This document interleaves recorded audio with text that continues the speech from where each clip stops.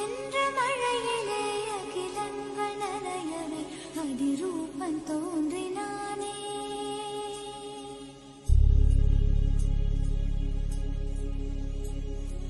வைக்கோலின் மேலொரு வைரமாய் வைரமாய் வந்தவன் நின்றி.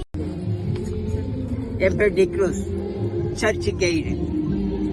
12 அப்போஸ்தலர்கள் தோமா, அதில் ஒருத்தர். முதல் இந்தியாவுக்கு வரும்போது AD 52 கேரளாவுக்கு வர்றாரு. கேரளாவில் வந்து இறங்கி ஜெபிச்சுட்டு 7 கிராமத்தில் 7 கோவில் கட்டுறாரு. இந்த 7 கோவில் கட்டி முடிச்சுட்டு வர வெள்ளம் ஒரு பெரிய பள்ளத்திட்ட நம்மதிர்கள் குளிச்சுட்டு இந்த தண்ணி எடுத்து மேலே ஏறினாங்க. இந்த தண்ணி மேலே போய் அப்படியே கீழே வருது. தோமா அந்த வழி வர்றாரு. தோமா கேட்குறாரு, எதுக்காக அந்த தண்ணி எரிஞ்சிங்க? நாங்கள் பக்கமானு கேட்டோம்.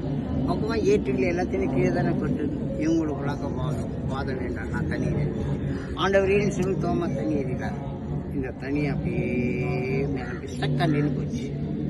உடனே கையெடுத்து கும்பிட்றாங்க. இவங்களுக்கு எல்லாருக்கும் ஞானஸ்தானம் கொடுத்து அமைச்சிடுறாரு. அவங்க வில்லேஜில் போய் எவ்வளோ இண்டஸ் இருக்காங்க அவ்வளோ பெரிய கிறிஸ்டின் ஆகுறாங்க. அவங்க தான் தோமா கிறிஸ்டின், இல்லைன்னா சிரியா கிறிஸ்டின் கேரளாவில் சொல்லுவாங்க. அங்கேருந்து நேராக தோமா கன்னியாகுமரி போகிறாரு. கன்னியாகுமரியிலேருந்து மார்த்தாண்டுன்னு ஒரு ஊர் போகுது. அங்கே போய் ஒரு கோவில் கட்டாரு. அதை பாதியிலே விட்டுறாரு. அதான் மலையாளத்தை சொல்ல 7.5 பள்ளின்னு சொல்லுவாங்க. 7 பள்ளி 6 பள்ளி மார்த்தாண்டு. இந்த 1/2 பள்ளி கட்டிட்டு அங்கேருந்து நேராக சாந்தோம் சர்ச்சு, மயிலாப்பூர், மெரினா பீச்சிட்டு வர்றாரு. அங்கே மகாதேவன் ஒரு ராஜா, அந்த ராஜாவை சந்திக்கிறார். அந்த ராஜாவை சந்தித்து எல்லாம் பேசும்போது ராஜா நினைக்கிறாரு, இவர் ஈட்டில் குத்திடணும்னு நினைக்கிறாரு. தோமாவுக்கு தெரிஞ்சு போச்சு. சின்ன மலையிலேருந்து சாந்தோம் 14.5 கிலோமீட்டர். அவர் வந்த காலத்தில் ரோடு கிடையாது, லைட்டு கிடையாது, பில்டிங் கிடையாது, இந்த கோவில் கிடையாது, இந்த கோவில் கிடையாது. ஒரே காடு, ஒரே மலை. இந்த காட்டிலேயே நடந்து வரும்போது அந்த புகை உள்ள போகிற சின்னது. அப்போ சரி இதில் போய் நம்ம ஒளிஞ்சிக்கலாம்ன்றதுக்காக குனிஞ்சு பார்க்குறாரு.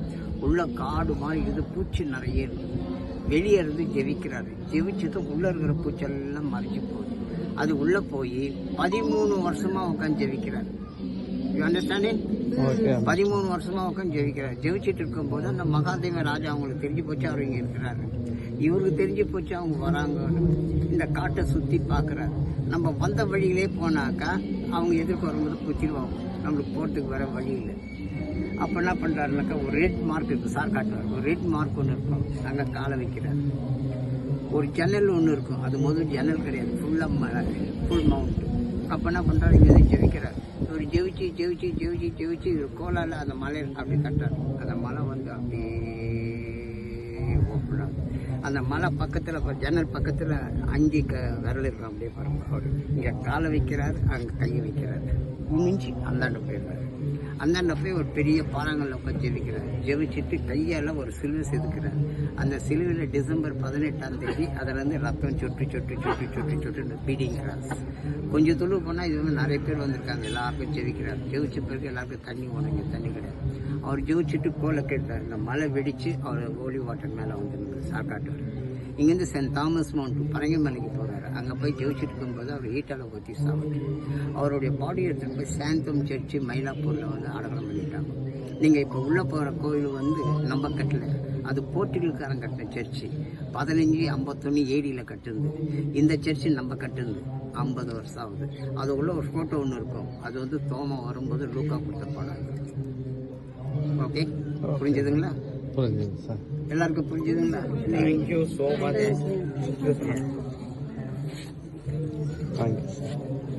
இது நான் உலகத்துக்கே சொல்கிறேன். நான் Russia, America, Germany, Italia, Sweden, Singapore, Malaysia, Kannada, Telugu, Malayalam ஒரு எல்லாருக்கும் சொல்லி இந்து பேப்பரில் என்னை பற்றி போட்டாங்க.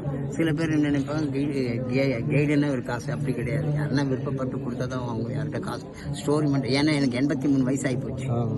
சின்ன வயசுல இன்னும் சின்ன பையன் மாதிரி இருக்கிறீங்க. 83 ஓல்டு மேன்.